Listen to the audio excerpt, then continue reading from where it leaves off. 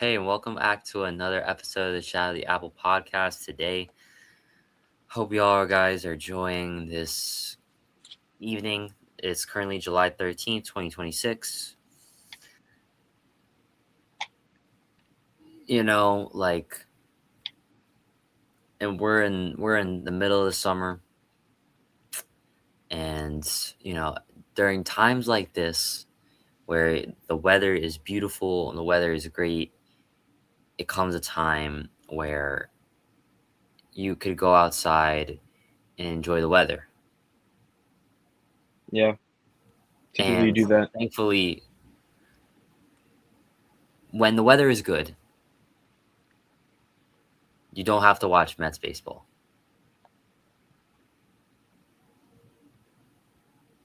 It's probably a lot of things a lot of people would rather do than watch 2026 Mets baseball.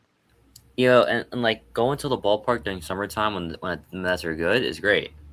Like the summer is great. Going to the ballpark is great. Like going to the ballpark on like a nice hot like evening, that's great. But now, like when I think of this summer and I think of this time in my life, I won't think about the 2026 Mets. The fact that we still have another half left to go kind of hurts my soul. Yeah, thankfully it's not as many games as the first half. It's not actually a half. We just still call it that for whatever reason. There are less games, thankfully, for Mets fans. Yeah, man, like it's bad. Like I've seen a lot of bad. It's been rough. It's been rough first half of the season. It's rough that we still have a whole half left to play. But this season's basically a wash, and it's only July. That's the thing that sucks about baseball when your team sucks in baseball is that your season's over by July. July. There's still another 2.5 months left to play. Yeah, I can't really comment too much on that because I haven't experienced that firsthand. But for anyone who's a Mets fan on the Mets side of this, definitely have. Yeah, I bet you haven't. No. I mean, I do honestly feel bad for most Mets fans, not the ones who like to talk trash after one free agent signing and then have to watch two terrible teams in a row. Those people, not too much. But, Bro, there's a lot of great Mets fans like you who I do feel bad you have to go through this. I appreciate you. I appreciate it, man. Like Met fans, like I know, like discourse is dead, and it's tough. It's really tough to be a Met fan right now, and like to be a proud Met fan with everything that's going on. It's easy to be proud when the team's good, but it's hard to be proud when the team isn't. That's just facts. That's just how it is. And like it sucks that the future is very dire. It's very blurry. It's a very blurry path that the Mets are gonna be taking these next few months, and then the off season, and whatever happens, it's rough. It's rough. I This first half has been one of the just saddest first halves I've ever seen from a team. Just absolutely depressing. I hate that it's so depressing to be a Met fan. I wish I could be proud. I wish I could talk about the Mets, but like I genuinely haven't cared about the Mets in so long, and that sucks. That really hurts because in my hardest heart, I'm a huge Mets fan. The Mets are some of my favorite. It's one of my favorite teams ever, and when the Mets are good, it's just so special. It really is. But when they're not good, and when the season's over by July, they're like an afterthought, and I don't want them to be an afterthought. And it's really hard to get on this show sometimes and do an episode because I don't really want to talk about the Mets no more. And I'm still gonna do it because this is the grind. This is something we agreed to at the beginning. We're gonna do a whole podcast, so we're gonna stick to it. But I wouldn't be lying that it's hard that I really gotta like go in depth about a team that's just so miserable. Guys that just 2 years ago and even a year ago were playing so well have become so bad. Key pieces leave, and it's just been. It's like what happened? It's crazy how in 2 years things could just change.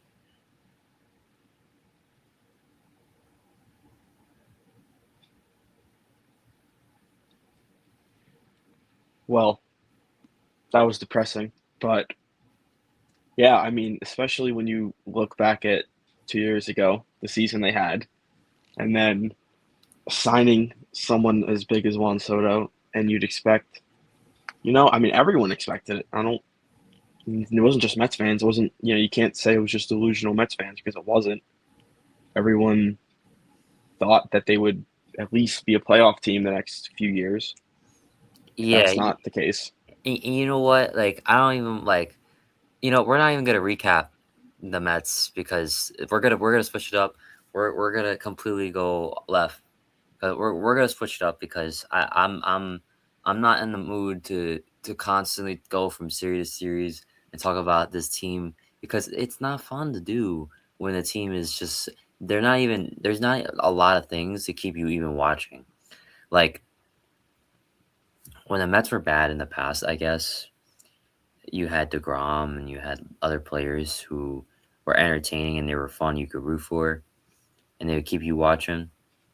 But this team, like, it's not even recognizable.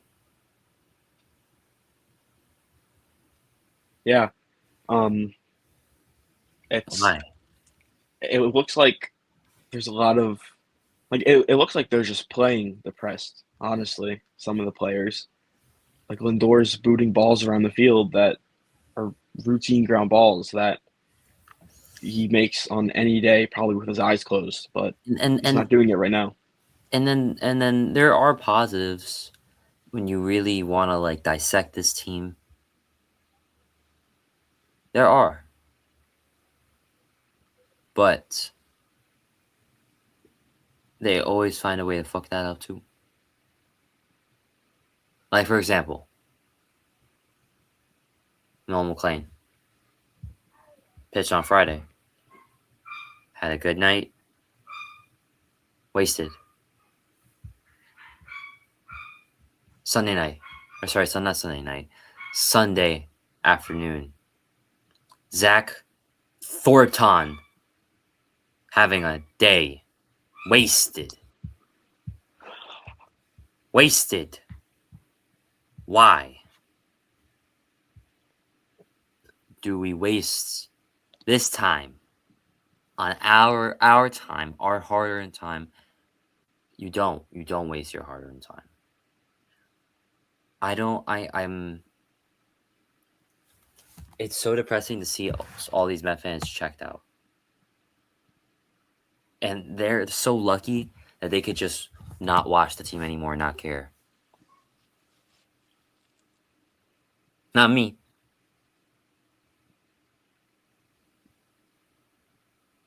But you know what? As a Met fan,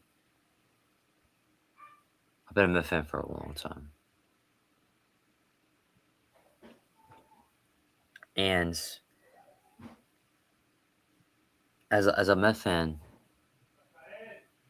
you go through bad seasons. I think this is probably my least favorite Met season ever. The season has had nothing. Nothing. There will be nothing from this season that I will look back and be like, "Oh, that was a good moment. Oh, that was fun." Nothing. I'm sick of tired talking about the same problems, the same issues, because they're never going to be fixed. As long as this season continues, those problems will not be fixed.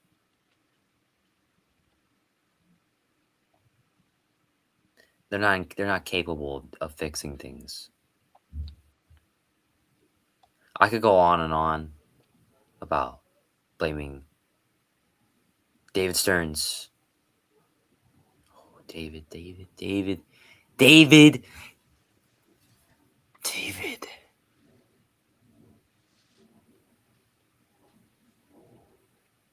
It's fair to say you're not a fan of David Stearns. No, I am not a fan of David Stearns. I am not. You know why I'm not a fan of David Stearns, Brian? Um, yeah, I think I do know, but I'll let I'll let you explain it. Okay. So, I'm not a fan of David Stearns for a lot of reasons.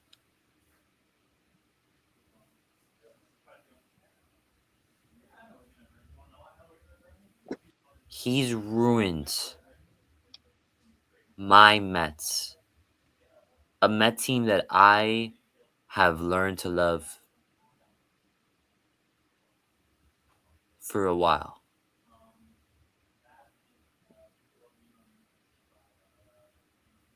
I don't understand the need to change, but then when things go bad, you're not willing to change things that just make sense to change.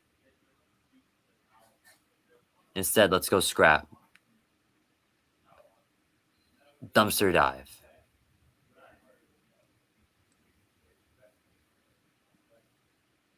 calling up prospects. Sure. Okay.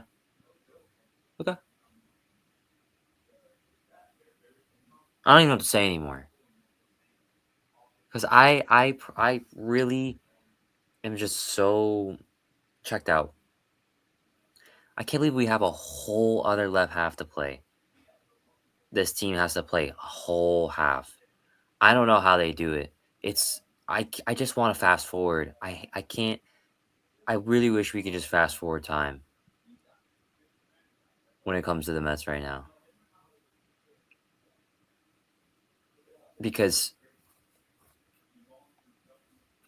there's just so many problems, so many issues with the Mets. And things will never be fixed as long as this season continues. That's the worst part.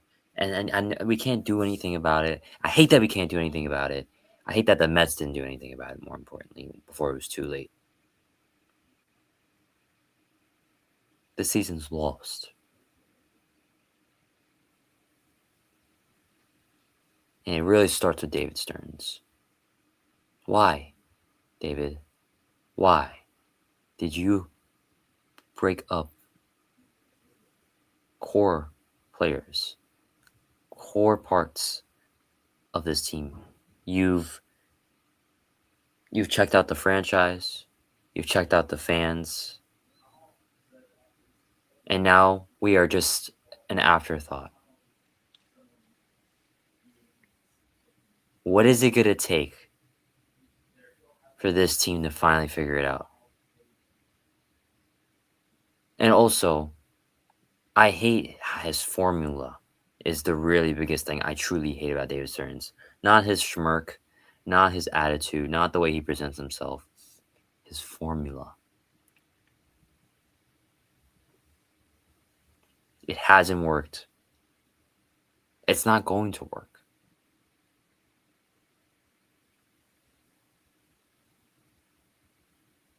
Yeah, man.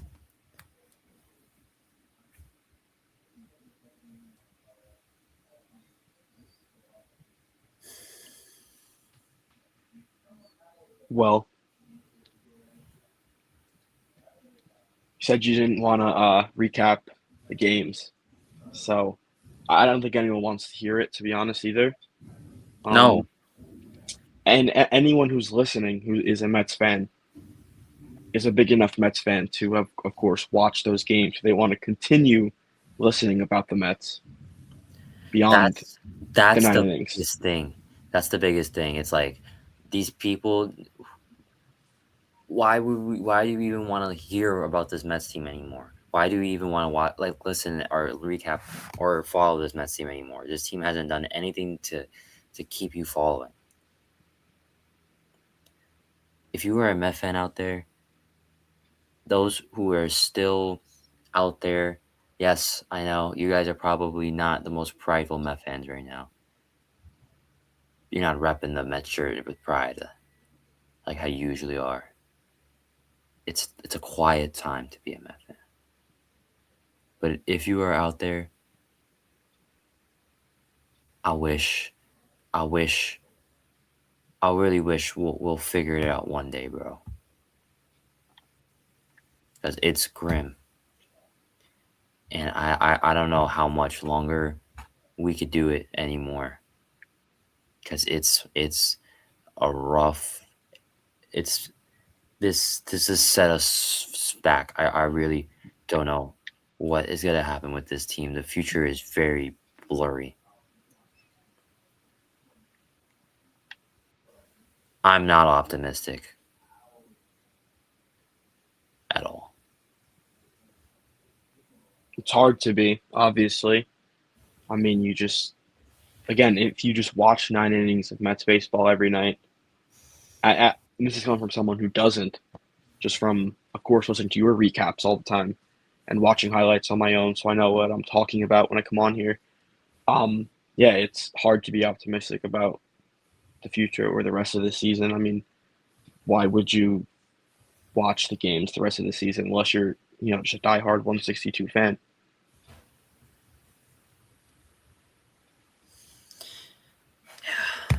And I don't know if you're a sane person, you're not doing that because, but there's nothing to talk about. We can't talk. We can't even really talk about the baseball. Talk about the Mets because there's nothing. They've given us nothing, Yeah, and there's that's still the a great whole point. half to play.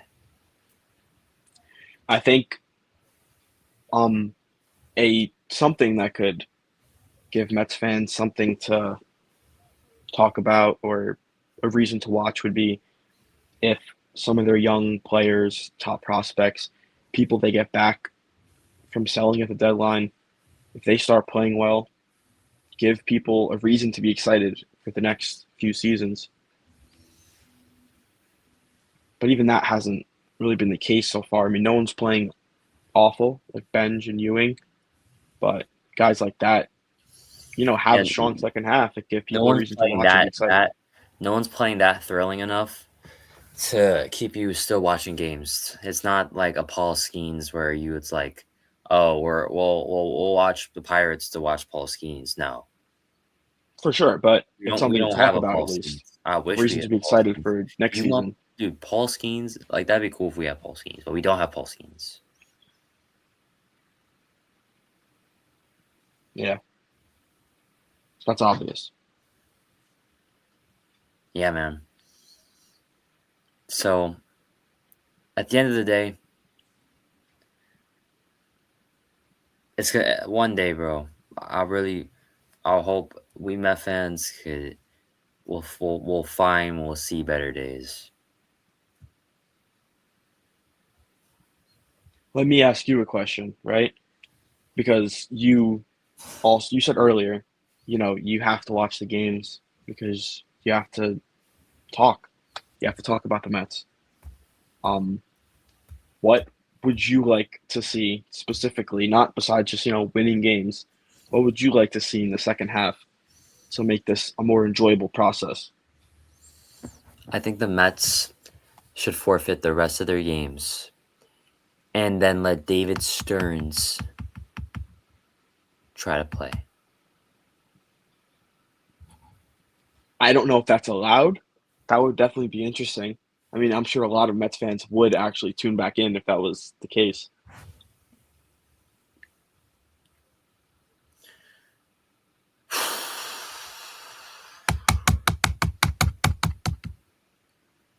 All I want this second half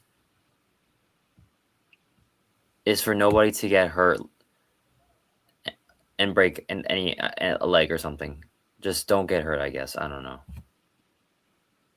Yeah, I mean, that would help. I think City Field food's still great. I think that's the only reason you still want to go to a game. That's it. Now that I'm thinking about it, though, you said the Mets don't have Paul Skeens, like, the excuse Pirates fans have to still tune in every fifth day. But I mean, you do have Juan Soto. Like, I'm not even trying to be sarcastic here. Like, he's an actual generational talent.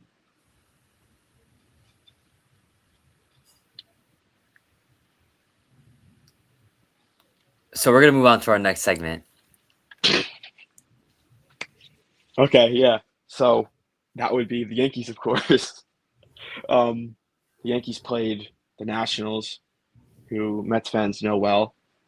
Mets fans might also know that the Nationals have an awful bullpen, which is Yo, something so we should have I noted. saw a stat, right? Hmm. The stat was basically this: the Yankees had the best bullpen ERA, Yes, that and the that is something. Nationals had the worst bullpen ERA. So they were playing polar opposites of each other. And I was going to bring up the Yankees bullpen ERA. The bullpen has been much better as of late, which of course was everyone was pointing at as the biggest weakness going into this season.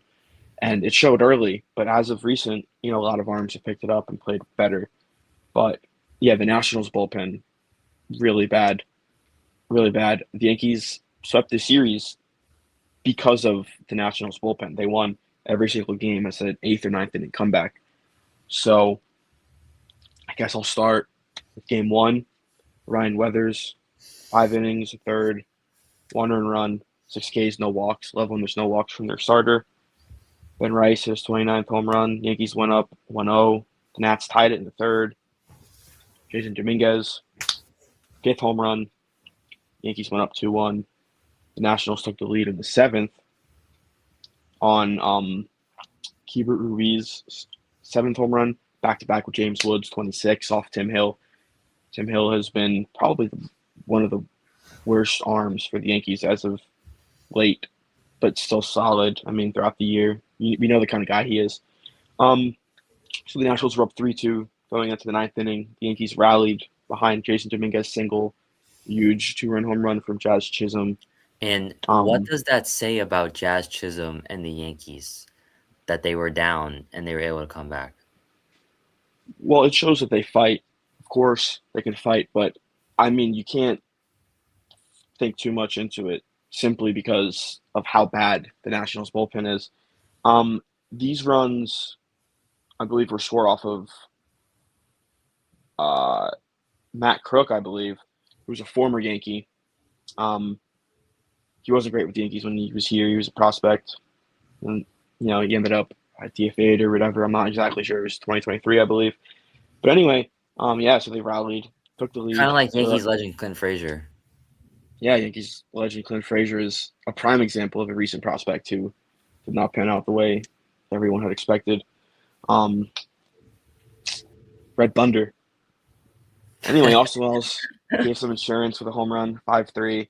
Red David Thunder. Bednar pitched 2 innings, got the W. So that was game one. Game two, another comeback. Before that, Cam Schlittler started 6 2/3. He gave up 2 1 runs. They were both solo shots in the first inning, which was worrisome at first, but he locked in afterwards. It was a James Wood home run, leadoff homer, and then Curtis Mead hit a home run. Eighth inning, Ryan McMahon hit a homer. They were down 2-1, and then Ben Rice walked. Frank Grisham hit a 2-run homer. They went up 3-2, went back to back with Paul Goldschmidt. They were up 4-2. This happened off Clayton Beeter, who we talked about in the last episode. He was the guy the Yankees acquired from the Dodgers when they traded away Joey Gallo, and then they traded him to the Nationals last deadline for Ahmed Rosario. David Bednar closed it out again, 18th save. So that's two eighth inning comebacks. Actually, no, ninth inning comeback in game one, eighth inning comeback in game two. Game three, same story. Eighth inning comeback. Will Warren start, gave up a leadoff home run to James Wood again. James Wood is a really great player. I feel like he's pretty underrated, I guess, partly because of where he plays and the team he's surrounded by. But yeah, um, they went down 1-0, but Warren ended up going 5 innings. A few big double plays helped him out big time, get out of some jams. Fifth inning, Jazz Chisholm RBI single. Austin Wells RBI single. The Yankees took the lead 2-1. Sixth inning, Tim Hill gave up another home run. This time was to the pinch hitter, Curtis Mead. They tied it up 2-2. But in the seventh inning, Jazz Chisholm's throwing error cost the Yankees when the Nationals took a 3-2 lead. Come But on, Jazz. of course, the Nationals bullpen still had to throw some innings, Jazz Chisholm. and they did. The Yankees took the lead in the eighth inning. Max Schumann single, Trent Grisham walk, and then Ben Rice bases clearing triple for the Yankees to take a 4-3 lead. Caballero added on the ninth with a sac fly. So the Yankees took that one 5-3. Paul Blackburn got the 2-inning save. Yeah, so the Nationals bullpen, man, it's rough. The Yankees probably don't sweep this series if it's not for the Nationals bullpen being as bad as it is. I saw there was some conversation about if David Bednar was a Nationals player and he had come out for the Nationals. I mean, the Nats might win this series 2-1. David Bednar had a rough start to the year, but he's been quite solid for the last few months. He's gotten, he hasn't got a lot of save opportunities because the Yankees were pretty bad for a few weeks. But, whenever he does get the chance, he comes out usually pretty quick and smooth. So that's that for the Yankees. They're on a 4-game win streak going into the break. They currently sit at 54-42. That's 3 games back of the Rays. I believe they were like 5.5 before Aaron Judge got injured. Now they're 3 games back, so it's pretty impressive despite the slump and a lot of injuries. I guess. Well, yeah. So now that the first half is over for both teams, Yep. Let's assess. How would we assess the Yankees first half if we had to grade them? Yeah, that's what I was just gonna just gonna talk about a little bit. Yeah, as a whole, I believe we're doing some additional episodes over the break, doing individual players, but as a team, I'm gonna give them. I would give them a B, or maybe, yeah, no, I think a B is fair. 54-42 isn't an awful record, obviously. 3 games back of the East. If you would have asked me, I would have said they'd probably be in first place by more than 3 games. But we're here. Injuries have hurt them a little bit. Underperforming, a lot of individual underperformances all at the same time hurt the team a lot through that rough stretch. But, in general, 54-42, 3 games back. I think second best record in the American League, first wildcard spot as of now. It's can't complain really. So I think a B's fair. Yeah, like you take out that bad stretch they had, you're probably looking at a first place team, and I Yeah. think the path is still very open for the Yankees to go on a run because the American League really isn't that good. So Yeah. overall, I mean, you really can't complain. Yeah, I can't. And especially after the first half of this episode, I would feel bad complaining about anything because it's not comparable. So I guess I'll leave it at that for the Yankees. I guess we'll go on to, we're already 30 minutes in, but we might as well still do it because we have it set up and it's worth it. The Home Run Derby, that's tonight. Yo, it sure is, man. Like the home run derby for me is a really fun event to watch. When Pete Alonso won it, that was awesome. Pete Alonso, Polar Bear. Back-to-back winner, right? Yep, back-to-back winner. Yeah. Hasn't gotten a three-peat yet. I wonder if whoever will get a 3 home run derby. I think that'd be cool. But yeah, I think it would be. I just think a lot of players, after they win it once or twice, probably just don't want to go back in there and take the risk of extra swings. I'm surprised Judge has not done a single one since his rookie one. Yeah. He said after that one, I believe, he said it messed with his swing a little bit, and he just won it once, got the experience, said he didn't really want to go back. But I mean, yeah, there's so many players who you'd love to see in a home run derby, of course. This year's field we talked about in the last episode, not that much star power until they added Bryce Harper and Kyle Schwarber, of course. The eighth name who was missing at the time of our last recording is now we know Murakami from the White Sox. So the Yeah, eight if we look at our contestants, so we gotta see. I'm trying to find the head-to-head matchup the to eight matchup. contestants as listed here are Wilson Contreras, Jordan Walker, Okay, Jack Caglione, Will Contreras is winning that.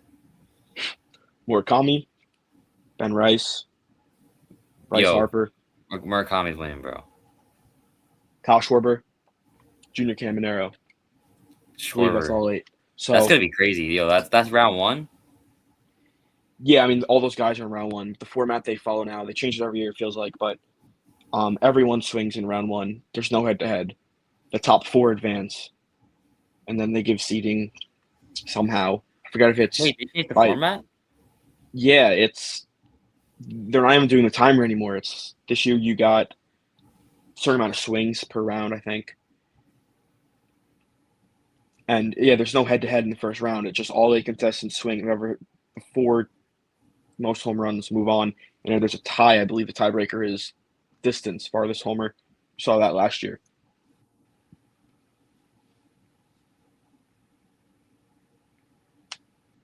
Are you fucking kidding me? Nah, that's the way it is. No, no, no, Jazz no, last year no, no, was no. limited in the first round because he only had three. I'm about to go on a crazy rant. What are we doing, bro? Why are that's some woke nonsense? Why are we changing the home run derby format? If it ain't broke, don't fix it. I'm not gonna lie, I kind of like this change. We saw it last year. I like the idea of no head to head in the first round. I like all eight contestants going up there and just swinging, not directly competing with somebody. And the four guys with the most homers move on. Then they do a head to head round.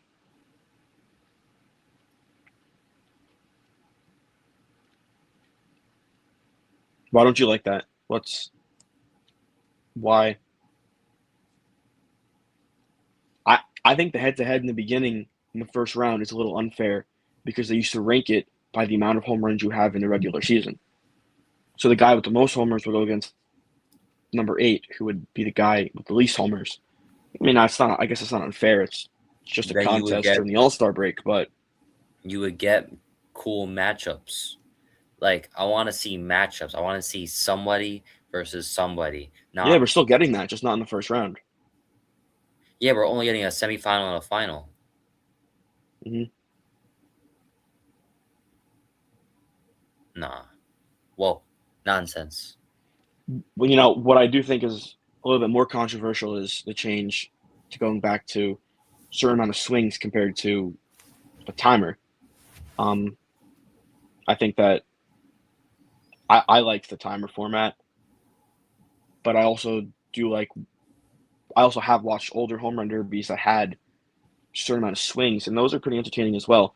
But I think that also takes a little urgency out of it and a lot of time in between pitches, possibly, especially now. The way the game is today, I feel like there'll be a lot of time in between pitches, bringing back this format. But we can't control that. What we can control is our predictions. So we got the names up here. Um, I'm going to ask you, Dylan, who do you think out of the eight contestants is going to hit the longest home run of the night? Kyle Schwarber. That's my pick too. He's got, of course, him and Harper have experience in the Derby. They do. Yeah, Schwarber, he was in the Correct. swing off. He was in the swing off last year at the end of the All Star game. Who's hitting the most home runs in a single round? Yo, shout out David Wright because he also played in the home run derby. Mm-hmm. Yeah. Okay, I just want to say that. All right, that's a fair shout out. I mean, I think it's quite sad, honestly, that it's episode 22 and he hasn't got a shout out yet, to be honest. But Is this the first time we mentioned David Wright in the podcast? I feel No, like it is. I mean, no, I just can't think of any other opportunity that we would have had for you to bring no, up because David Wright. there was a time where we were talking about my favorite Met. Oh, maybe we did. I don't know. You probably brought up in the first episode. We did the introductions. Another episode we could do. That'd be a great episode. My top 5 Yeah, favorite Mets and your top 5 favorite Yankees. yeah. There's a lot. There's a lot we can do. Yo, When we're not just recapping games. yeah, that's great. That's something we talk about, like when we're not doing anything. Most home runs in a round. This one's interesting. You could go with someone like Schwarber, who you know is just going to keep clobbering the ball. Kyle You can go Schwarber. with someone young who you know has got more energy, like Junior Caminero. You could go with someone in the middle, like Ben Rice or Wilson Contreras. I'm gonna go with. I don't know. I think I'll go with Caminero. I feel like I think he Kyle might. Schwarber's gonna win. You think he's gonna win the whole thing? Yeah, Okay. Yeah, I got my winning prediction coming up next, but for most home runs in a round, I'm gonna go with Caminero. I think he might be the youngest in the field. He's got the energy, he's got the swing. I think he can do it. But of course, yeah, the biggest prediction would be winner. You said Kyle Schwarber. I gotta go Ben Rice, of course. Why would I not go Ben Rice? It's gonna be Ben Rice. His bro, dad's pitching to him also. bro. But if he doesn't win, we all know it's gonna be Bryce Harper or Kyle Schwarber. They'll rig it because it's in Philly. We've seen it before. Just kidding. I don't think they can rig. They can even rig a home run derby. Bryce But Harper has won a home run derby, right? So yeah, he has. He won it, I believe, in Washington. So that was the last time that he played in it, which was also his home field at the time. Yeah. So I got Ben Rice. You got Kyle Schwarber. I guess we'll see. It would be interesting if there was a Met. I really wish that someone like Soto was in it, but yo, it sucks that the All Star game and the home run derby is expensive because it's so close. We probably could do coverage of it. yeah. I remember we talked about ticket prices in the last episode. I would have loved to go to a home run derby. I mean, I've always wanted to, and since it's in Philly, it's perfect. But maybe it'll come to New York soon. Who knows? Maybe we'll. It's been a Yo, while it's since back to the City All Star Field. weeks. It It's hasn't been a come. It while. hasn't. Come, I don't think it's ever been in the new Yankee Stadium. Yeah, I don't know. It was in 2008 or 2009. I don't remember the exact year. So Yeah, depending but on which year, it would have been either the first year or the last year. yeah, I think they did it the last year of old Yankee Stadium. So I don't think there's been a one for the new one. Yeah, I They think did you're it for right. I think it was 3 kind 2008. of not too recently, but like it was it was decently not long ago. So Yeah, they could have it over at Yankee Stadium. yeah, that'll be interesting. Either New York Stadium is close enough to take the trip for a home run derby or an All Star game.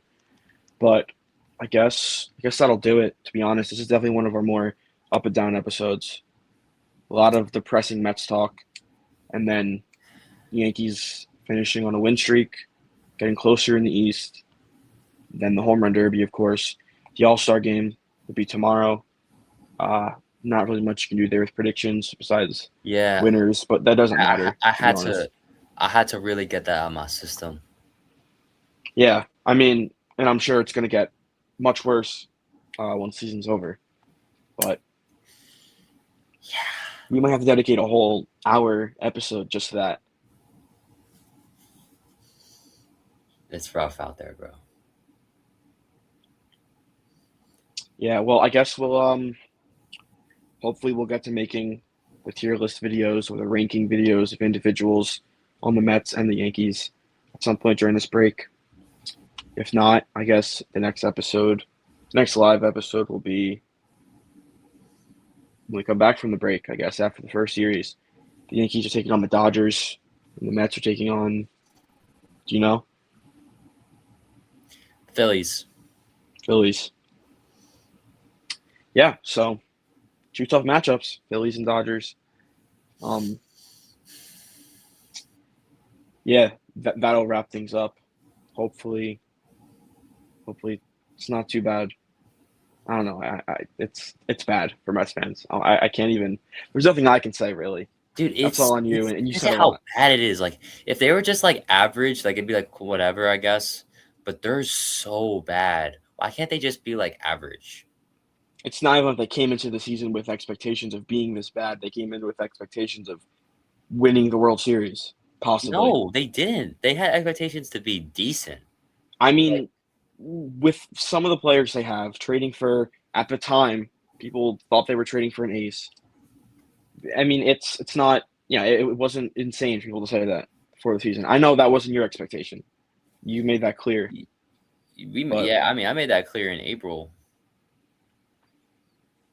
yeah, well, I mean, you were closer to being right than other people were.